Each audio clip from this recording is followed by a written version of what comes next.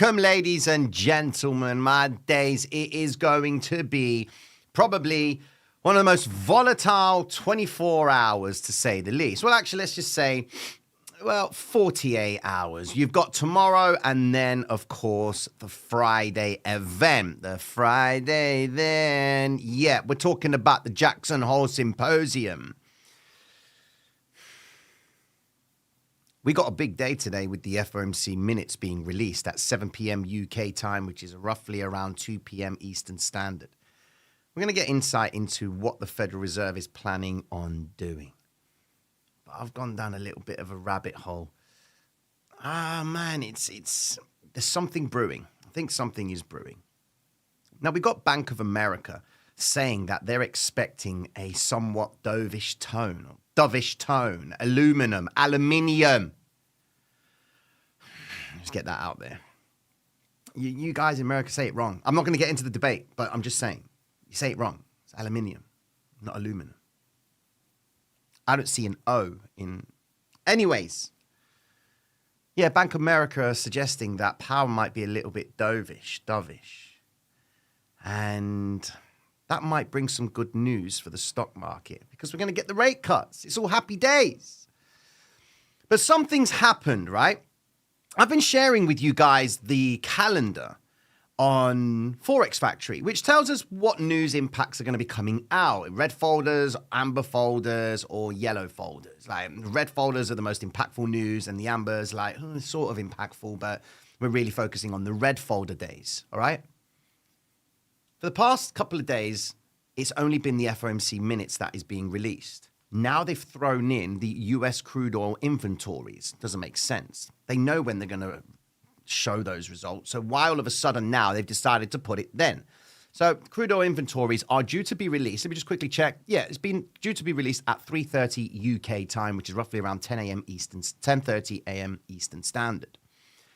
But what's got my attention is an article has been released suggesting that the employment data, which is being revised, apparently they've got it wrong.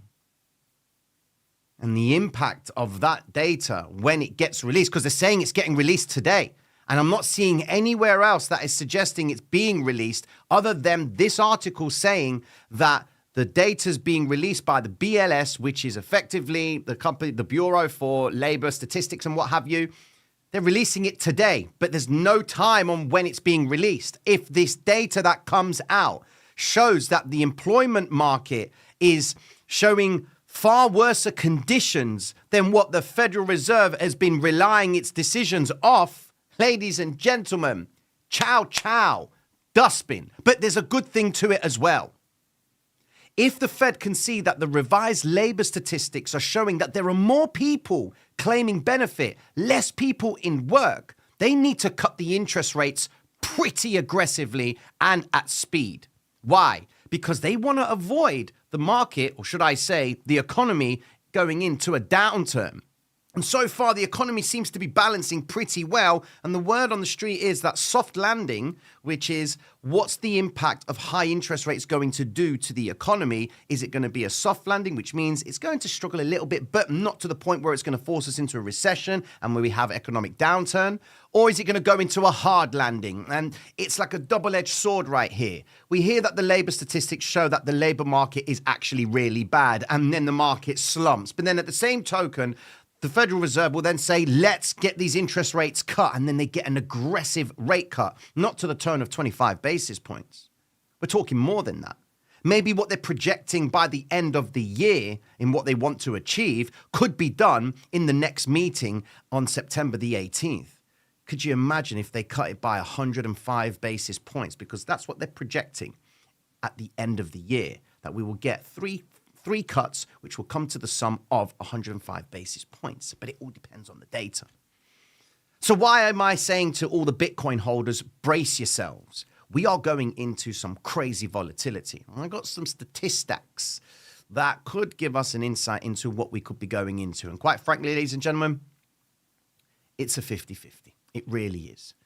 What we don't know is how aggressive will the Fed be in terms of its interest rates? What will the Jackson Hole Symposium reveal to us about where the Federal Reserve is planning on taking the US economy?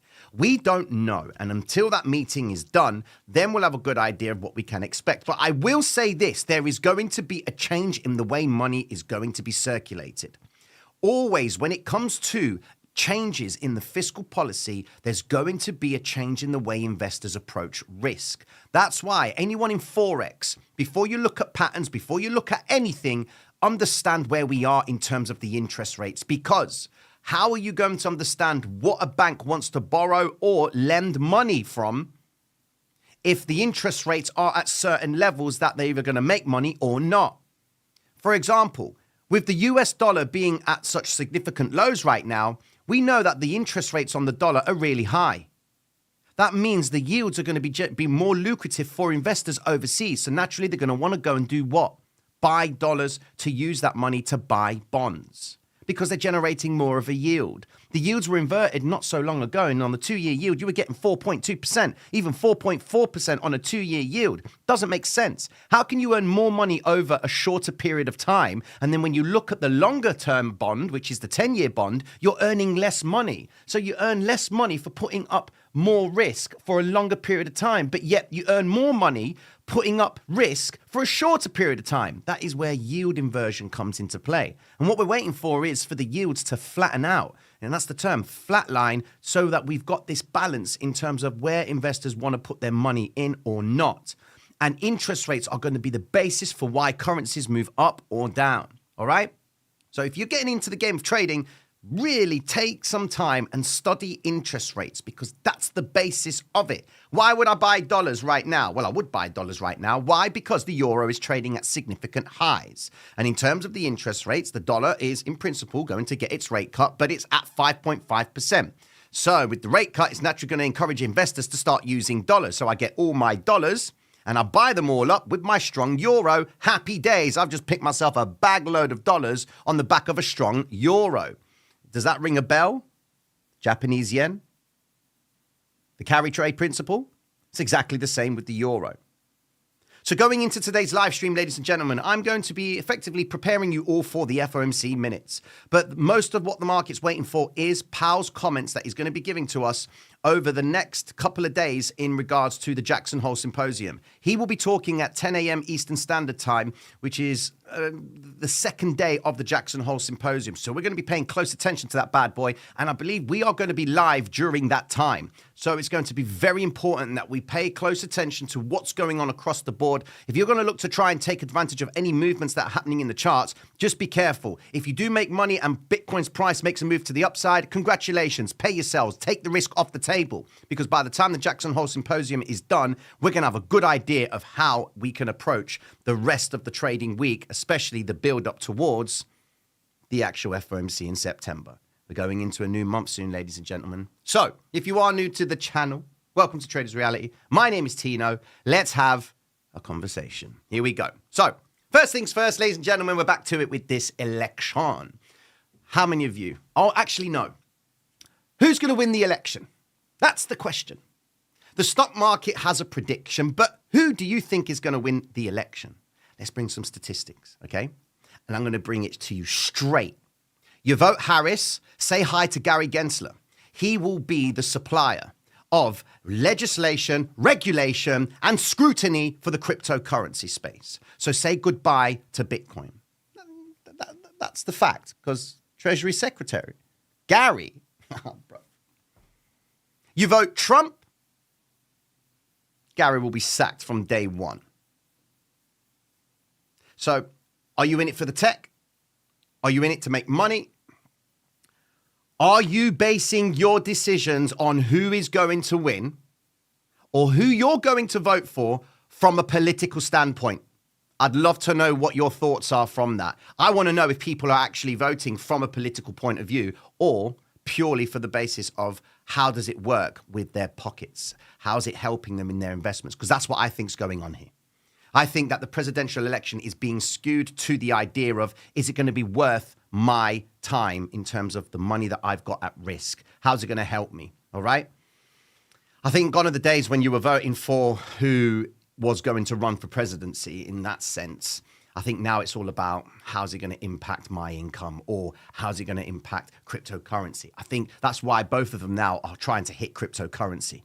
But it will be interesting to see what you guys have to say about this on who's going to win, which leads us over into the start of the day. Check this out. Stocks drift as traders await rate cut clues, okay? Now, the stocks declined in Hong Kong and Tokyo and mainland China. The dollar ticks higher after weakening for 3 sessions. Now, as we go into it all, it says here that most of investors are somewhat a little bit reluctant to actually try and put down risk. And the comment here that says bond traders are betting big on a treasury market rally driven by expectations of a cycle of a Fed rate cut is approaching. So we go over to the bonds market itself to understand where we are. As we spoke about a few moments ago, look at where the bonds are. And it looks like we're getting ready to see the bonds rise. We've got a massive gap right here in the bonds market, which could then lead me to believe that the FOMC minutes is going to lead the bonds market to go up, which naturally means that the stock market could effectively make a move higher to the upside. But you can see it's been kind of difficult trading the stock market because it's been trading sideways. You see a bold move down and then you're just left in limbo, okay? But with that being said, we've got to be very careful with what's going on in relation to the bonds and the stock market. There are 2 auctions that we said and we spoke about last night. If the bonds market are going up and then you can see that the NASDAQ and the S&P are going up, then there is an agreement in place that they are happy to take on low risk and high risk, okay? What you've got to be careful of is if the bonds market shoots up, but the stock market is going down, that means that investors are not looking for high risk. They want to get into the safety. That also means you've got to look for where commodities are. So pay attention to gold. Pay attention to oil, all right? Pay attention to aerospace and defense stocks, all right? Because if people are looking for the safety, and that means they're looking to only put down a little bit of risk.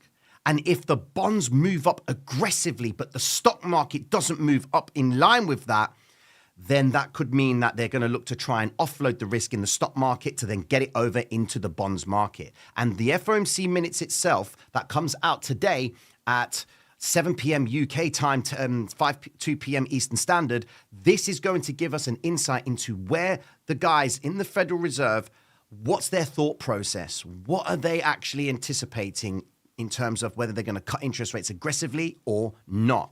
Now, we go over here to back that story up. Bond traders amassing historic level of risk on rate cut bets. They are expecting that the cut is going to happen, which I believe we are going to get the cut. But how aggressive is the cut going to be? Is it going to be enough? Because we've got the problem now. There are too many things that can impact inflation. You've got 2 wars that are kicking off. You've got an issue with oil. You've got China that's slowing down in the economy. And then you've got this really tricky labor market, which are all factors that can impact inflation. And inflation for the first time in a long time has only ticked down below 3% year on year. Okay, and that was in the last CPI reading. Okay. With what's going on, there could be a chance for it to go back up again. And if it goes back up again, then whatever the interest rate cut is, all right, that's got to make it worth people's weight in gold, should I say. And they have to make sure they cut the interest rates enough so that inflation does not go back up again, but at the same time, avoid a recession. Because soft landing, hard landing is being discussed. Now, all of what I'm presenting to you right now is all building up to the idea of why today's video is a warning for the Bitcoin holders. And I'm not saying it from a point of view of FUD, all right? This is just to get you aligned with information and you make the decision on whether or not now's the time to take the risk, because you've got a couple of days where you'll be able to put down the risk based on the information that is being presented. A moment ago, we were talking about the cooling US jobs market looms over central bankers at the Jackson Hole. Now, I'm just going back into it here. We go down to here and it's saying that the actual signs of weakness in the annual recalibration of the US payrolls could point to the need for aggressive Fed rate cuts and stir memories of a market meltdown in August after disappointing payrolls report. Wrong. The market did not drop because of the disappointing payrolls report. No. It dropped because the Japanese increased the interest rates. We've established that. This is misleading because it didn't drop because that data came in down and showed disappointing payrolls. On the day of the results of the actual data, it came out on the 31st of July. okay? That was when the Japanese decided to increase their interest rate. At the same time, that's when we had all bouts of data. So if we just go back into the 31st of July, so just go back into it, okay? Let me just show you, to put things into perspective, right? Look at this. So 26th of July, go down into it, 31st of July. Look at what happened. Bank of Japan press conference. This is where they declared that they were going to increase the interest rates. At the same time, you had the ADP non-farm employment change showing that there was less jobs available. Okay, cool. Go down into it. You had the federal funds rate, and then you had all sorts of other data as well, where on the Friday, we had the non-farm employment change. Now, the Friday was, they didn't move that aggressively on the Friday. So if you go into the chart, okay, and look back at the second, so if we go over to it, this right here, okay, this was on the Friday the 2nd. So they moved down on the Friday, but then they came back up into the range and then they just finished like on a normal day. It wasn't that much of an aggressive drop to the downside. It was manageable, nothing different for the NASDAQ. It was on the Monday when it dropped. Why? Because investors wet the bed. Because the Bank of Japan had increased their interest rates, which forced investors to offload any risk that they had in the Japanese yen. Why? Because of the carry trade principle, which means that investors use the yen, take the yen, borrow it, sell it into US dollars because they can get lots of it on the cheap because the interest rates are really low, and then use those dollars to go and invest in the NASDAQ and the S&P, gold, Bitcoin, real estate, you name it, okay? But when the Bank of Japan increased their interest rates, they all got concerned. They then instantly pulled out their dollars. The dollar dominance drops. Euro shoots to the upside. NASDAQ and the S&P take a shoe bag to the downside. Bitcoin just wipes everyone out. It all collapses because the Japanese increased the interest rates because investors got scared because it meant that their exposure was now going to cost them more money. So they had to pull everything. The disappointing payrolls report was just a little trigger. But 31st of July, the Bank of Japan increased their interest rates and everyone was quiet about it. It was only on the 2nd of August, on that Monday when we came back to the marketplace, did it all come to light about the carry trade.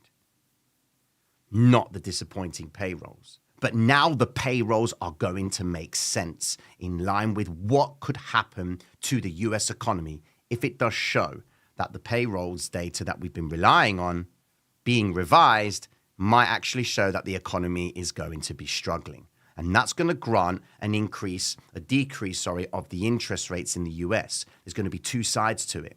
They increase or they see the bad data on the employment market, the market's going to react. At the same time, they'll be told, don't worry, we're going to cut the interest rates to make life easier. The market will then shoot back up. Got to be careful. It's going to be a very volatile time in the marketplace, okay? Now, Fed Chair Powell's Jackson Hole speech just got a lot less predictable. Even though Bank of America, if we go into the article itself, no, don't do that to me. Please don't do that to me. Here we go. Goes down into it and says the following. Here we go. Where are you? Bank of America saying that Powell will come out with a dovish tone in a sign that the Fed will be shifting their focus to preventing undesired weakness in the labor market after the weak July jobs report. So they're going back to it again. It's got nothing to do with the data of the jobs market. It's all to do with where the money is at. Okay, if the money's all tied up in dollars because it's been borrowed from the yen and they all get concerned because they increase the interest rates, what they're going to do, they're going to move their money all the way over back into the dollars. They have to get rid of that risk, So they have to set it back into the yen. Okay, again, what did we say at the start of the live stream? Focus on interest rates because it's going to be the deciding factor. Investors will see this and be like, well, the labor market actually took a nosedive because of the data on the labor market. No, it was part of it, but it was no weight to it when it comes to the idea of what happened with the Bank of Japan. They are the ones that made it happen. And that's where the US kind of wet the bed and said, you know what, we got to get rid of this story. Okay, we got to get rid of that risk. Now, I'm going to share you some charts here on where we are right now. It's very interesting data that's coming into play. So from Zero Hedge, they've shared a couple of charts here that are going to bring me to a bit of attention on why we got to be preparing ourselves for some craziness. This chart right here is the dollar-yen total return index, including the carry. Okay, it says here the record short has reversed, and we are seeing almost a net long now in dollar-yen. Right. So JP Morgan Market Intelligence sees that Forex, the FX weakening, but also points out why we could stay at these strong levels. Okay, so USD JPY is at 145 near a fair value aligning with real, and we go into that. But what they're saying is that dollar yen could be making a recovery back up. Okay. US equity mutual funds, apparently, they've got no money. They ain't got cash. Mutual funds cash at very low levels. Well, if it's at low levels, that could mean that they've got exposure in the marketplace. So would this now be a great time to just collapse everything? Probably.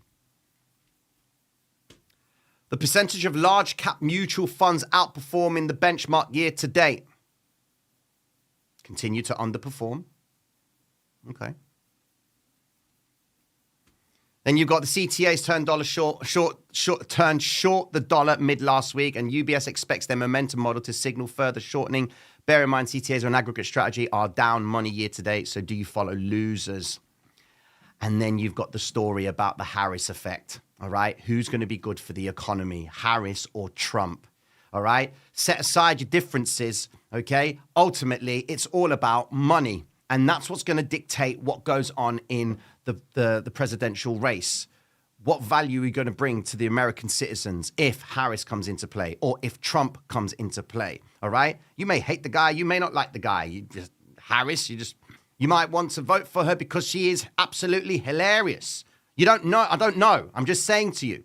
But it says here, Harris polls up, dollar down, inversion, breakup for Harris in polls has resulted in a breakdown for the dollar. And apparently there is about a 56% chance that she's going to win. A 58% chance she's going to win.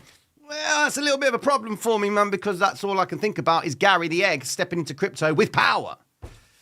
Don't want to do that. Don't want to see that. Now, check this out. A little bit of Bitcoin cryptocurrency, and then we'll go into the Bitcoin price action. Check this out. Now, I'm not going to say this as a told you so. But there was one asset I said to you all to go and buy. All right? Because statistically and fundamentally, it was outperforming Bitcoin. Before you start getting all messed up with me, okay? Hear me out. If you have no electricity, what happens to your Bitcoin? You have no Bitcoin. If you have no electricity, what happens to your gold? In my pocket. That's the truth. This is the difference between getting the masses to get involved in Bitcoin. All right? That's the problem. They're so used to gold. Gold, I want to hold the gold. I like to have a tangible asset. A digital what? And it's 60 what? This is the problem with cryptocurrency. We've got to try and get the mum and dad investors to get into it. Gold outperforms Bitcoin, sourced to new heights above the 2,500 zone, okay? Bitcoin's price is 17% lower than its March peak of 73,747. The chair of the Federal Reserve, Jerome Powell, is expected to lay out a roadmap of US interest rates. Again, interest rates, dollars, euros, Bitcoin as a store of value. Well, we spoke about the idea of Bitcoin being a store of value. If it's following the stock market, it seems to be pointless as a store of value. You have to have Michael Saylor store of value in Bitcoin for it to really be a store of value, in my opinion. Okay? But the precious metal is up by 26% mid-February this year and more than 38% since October 2023. Bitcoin struggles to match gold's performance. And we've got this comment here saying, I think what we're seeing here is that investors don't yet move into Bitcoin during periods of uncertainty. Store of value story is getting parked to the side. It failed to attract safe haven flows in April during an escalation of conflict in the Middle East and has done so again. Now, the leading coin is more often correlated with equities during heightened periods of market stress. What does that mean? That pretty much nips in the bud to anyone that says Bitcoin is not coupled. It's not coupled to the stock market. Unfortunately, it is. Why? Because you've got some of it over here and you've got a healthy amount of it in the hands of the BlackRock. Okay, you got Grayscale, but they're always going to be for crypto in principle. But BlackRock's got its hands in crypto. Chow, chow, your Bitcoin. Sorry. Okay, those are the fundamental truths about Bitcoin. You got no electricity, an EMP that gets hit. What happens there? All right, you got your keys, got your Bitcoin. I get all of that. All right? But to sell it as the idea was what this guy's saying. During times of uncertainty, Bitcoin should be up. And it's not. It's now deemed as another asset in the marketplace. There's no relevance to it. There is relevance. We get that. I'm trying to be careful on what I say, just in case someone gets a little bit upset with the tone that I'm coming at, but I'm trying to get you to understand what's going on. How you have to really see the reality of it. Okay? Stock market up, Bitcoin up. Stock market down, Bitcoin down. Sometimes Bitcoin leads and it stays down when the stock market's moving up. Then when the stock market collapses, Bitcoin's already gone. Just take it with a pinch of salt and just don't be so married to an idea. If you're here to make money, stop going with the idea of, yes, it's going to go higher. It's going to go. I hope it does. I really do. Look, supply capped at 21 million coins. Why has it not gone up? Anyway, other articles. Bitcoin US jobs report will trigger a bear crash or a bull rally. Where do you think that's going, ladies and gentlemen? How many of you believe that we are going to head into a bear crash or a bull rally? All right, come on. I want you to give me your bear jokes or give me your bull rally jokes. Give me your comments. You're good with the wasps. All right, you're good with the VWASPs and the VWAPs and the gap fillers and the XRBs and the thongs. And I don't know why that's come about. US jobs report may significantly impact Bitcoin, potentially triggering either a bear or a bull move. Over 80% of recent Bitcoin buyers are losing money, which could trigger a sell-off. If we don't get the data that we want regarding the US jobs report, it's going to be absolutely crazy. It really is. All I'm saying to all the guys in regards to investors with Bitcoin, okay, get ready, because there could be a chance it might be a little bit cheaper because we've got events. Now, remember, I want to see Bitcoin get to 80,000 by September the 18th, okay? We've got a lot of factors that could compromise that, okay? But as we get closer and closer to these events and we look at Bitcoin's price action, we go into the market right now. Let's bring it up, okay? Where's BTC at? Even though Bitcoin is just trading sideways, doing dead behavior, right?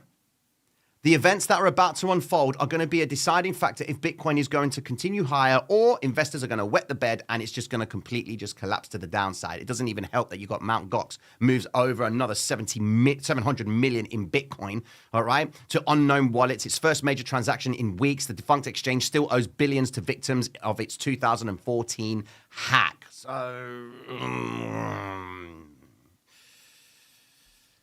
you got a decision to make, ladies and gentlemen, which I hope I'm going to aid you in. If we go into the idea that the FOMC minutes today is going to bring us some good news, then the logic would say that Bitcoin needs to break away from this range because it's trading sideways, man. It's not doing anything. And how many of you are frustrated with the way Bitcoin's moving now?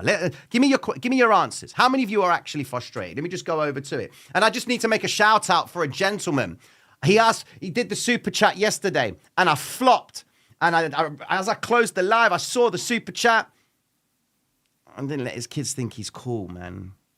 So, Matt, listen, mad love to you, bro. You're a cool dude. Make sure your kids see that, man. Here we go. We've got some of the answers here. I'm going to dive into Bitcoin price action in a split second. I just want to know your opinions. Bitcoin is dying a slow death. I've given up Bitcoin trading, waiting for rate cuts. Okay. When Joe Ling Kent?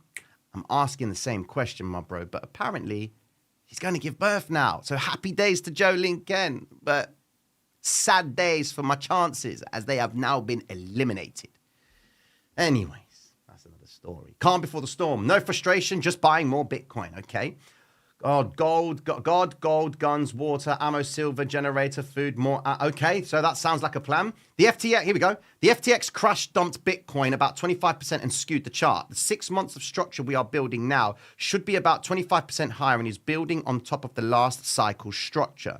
Yes, because Bitcoin has currently been trading for the longest time in its history so close to its all-time high. You go back to the all-time high from previously, it didn't spend 5 minutes up there. He literally went, oh, no. Straight down, okay? So what you've got to say to yourself in principle is, where are the bids? The bids aren't there.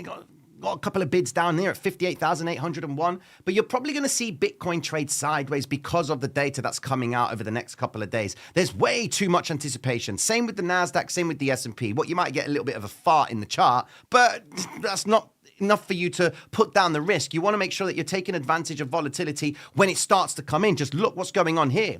Aggregated liquidations, they've hardly hit any down here. Okay, over the last few hours, it's been dead. Even up here at the open interest delta, not that much activity is going on. Down below here, take a buy sell volume. It's minimal. All right. We're probably going to get some movement as I end the live stream, but even looking at what's going on ahead, we don't really see that much activity coming into play. Okay, because they're all waiting for the data that's going to be released very, very soon, ladies and gentlemen. Whoa. There we go. Yeah, the crude oil inventories and the FOMC minutes. It's going to be a very interesting time, and I really want to know when they're going to release the data for the US jobs market. All right, if they just throw it out there, I mean, the only thing that I could assume is we're going to talk about the unemployment claims, but the revised version, they're not giving us a time. They're saying it's Wednesday. All right, where is that article? Here we go. They're saying it's due to come out on Wednesday. Where was that article? There we are. Adding to uncertainty is the up-and-coming US jobs report, which is set to be released on Wednesday by the Bureau of Labor Statistics, okay, which could play a big role not just for traditional assets, but for also cryptocurrencies. Market experts believe the report will show a drop in the job growth from April 23 to March 24, possibly as many as 600,000 jobs, okay? Meanwhile, this could raise fears of an economic slowdown, causing investors to sell off riskier assets like Bitcoin in favor of safer options. That is wild. See what I mean about the masses are not getting involved in crypto yet. The idea isn't there just yet, ladies and gentlemen. It's not. And that's the crap thing about it. Anyways, back into it all. Let's be real. If we want to replace the fiat system, the most likely choice would be a new blockchain with expiring tokens that get reminted. This will keep the people spending, also stop in if and def. If and def. What's that, my friend? Sorry. Crypto will be the scapegoat of the next dramatic financial crash of the century. That's why all these ETFs, okay? Tino, how can we understand the situation where euro is up and NASDAQ is up? Does it mean that they will be selling euros to buy more dollars to do what? Make NASDAQ lower? Well, what you've got to say to yourself is as follows. When they're using euros on the back of the weak dollar, okay, you've got to remember that you've also got a European stock market. All right. So they might be favoring European stocks because it's cheaper to go and borrow euros. Why? Because they just cut their interest rate. So why am I going to be paying a higher premium in the dollar, borrowing dollars to go and spend money on the NASDAQ? I might as well just pull my money from dollars and then go over to euros, get my euros and go and buy some European stocks. Data that comes out tomorrow, ladies and gentlemen, could tell us if that's going to be a good play or not, because if the German manufacturing data is released and it shows that the services PMI is still above 52, they're expecting it to be above 50, which is expansion. And if it's below 50, it's contraction. And got exactly the same data for the US and for the pound itself. So this is where we're going to know if the US economy is really struggling or not, because if the manufacturing sector shows contractions and the data is below 49 is what they're projecting, but the actual services come in at 54 and it stays at 54, then there's going to be that leeway on the Federal Reserve to say, okay, so maybe it's not as bad as we're thinking. The economy seems to be working. We've just got a little bit of a concentrated labor market where there are a lot of people that are losing jobs. And will that have an impact on the marketplace? Well, that's going to be based on how well and aggressively they cut the interest rates. So you've got to feel sorry for Jerome Powell in some aspects. But to finalize it all, ladies and gentlemen, okay, if you are new to this channel, make sure that if you want to understand this hybrid system and how we use it to exploit opportunities in Bitcoin, especially if you're a Bitcoin holder, go to tradersreality.com. You're going to get a wealth of information. We've got over 80 masterclasses that talk about various ways to utilize the hybrid system, okay? And if you become a platinum member, you get access to this, where you go to the memberships up here, and you get access to the masterclass sessions, and you get a 20% discount on that if you do take on the platinum membership, all right? You don't just get the 5 trade setups per week. You get way more information about the hybrid system. And 80 masterclasses will help you understand what strategy is going to be worth it for you. We've got strategies for scalpers, for swing traders, and even for holders in there, okay? But it's all there for you, okay?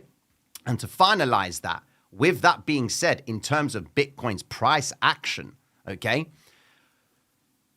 wherever you're trading Bitcoin, all right, whether you're trading it on spot, whether you're just physically going and buying it, whether it's from certain exchanges, for example, if you're going to use Bitcoin on spot, check out BTCC, been around in the game for 13 years. We've got a trading competition with BTCC, which is over here. Register it, but you have to join BTCC first to participate in the actual trading competition, which finishes in 15 days' time, okay? So make sure you get onto that because we've got some players up here that are doing pretty well right now. They've banked themselves guaranteed $300 in the top position, so happy days right there. But the benefit to trading with BTCC is you're not just limited to cryptocurrency. You can trade tokenized stocks such as the NASDAQ, the S&P, NVIDIA. You can trade gold. You can trade all sorts of stuff. Let me just quickly click into that thing over here. And then you go to the markets up here. And then, where is it? Not there. No, don't want to log in right now. But you can trade US perpetual futures, tokenized stocks, commodities, and there it is. Apple, AMD, gold, Google, Intel. You've got the NASDAQ, which is labeled as Tech 100, Tesla, and the S&P, which is SPX 500, silver, NVIDIA. You can trade all of those all on one platform. And I do recommend that you do that because you might be in a position on Bitcoin and it might be going against you, but you're then witnessing the NASDAQ making significant moves to the upside. You could effectively hedge yourself and take advantage of that volatility, okay? But if you're on one exchange and then you've got all your money caught up in one exchange and you can't go and exploit the futures markets, you're limited. So that's the benefit of trading with BTCC. It's great for anyone in the United States because you do not require VPN or KYC.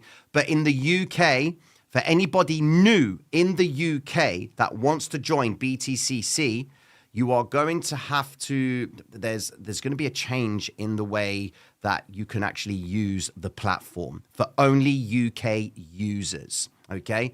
So get into the Traders Reality Discord to find out more about that. This is for only new people, all right? Cool. Quickly going back into Bitcoin's price action now, as I had said, look, unless, as a holder, unless you see Bitcoin clearing, breaking this area, 62,867, with conviction, or you see it invalidating the 54,834 with conviction, if you're buying either inside of these ranges, prepare yourself because it could get cheaper.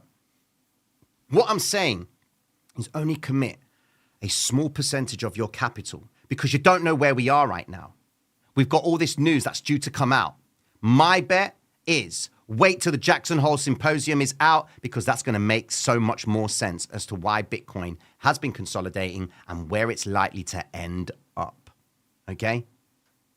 Wait till the Jackson Hole is done and focus on this range right here with Bitcoin because there's a reason why it's holding out. We could say it as accumulation. We could assume it's getting ready to roll over. But remember, most of the short-term holders of Bitcoin are at a loss right now.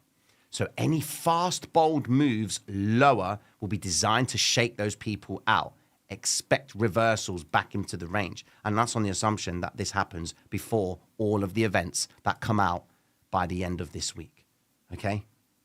With that being said, ladies and gentlemen, mad love and respect. I'll be checking in with you amazing people later on tonight. Take care of yourselves, gang. Peace.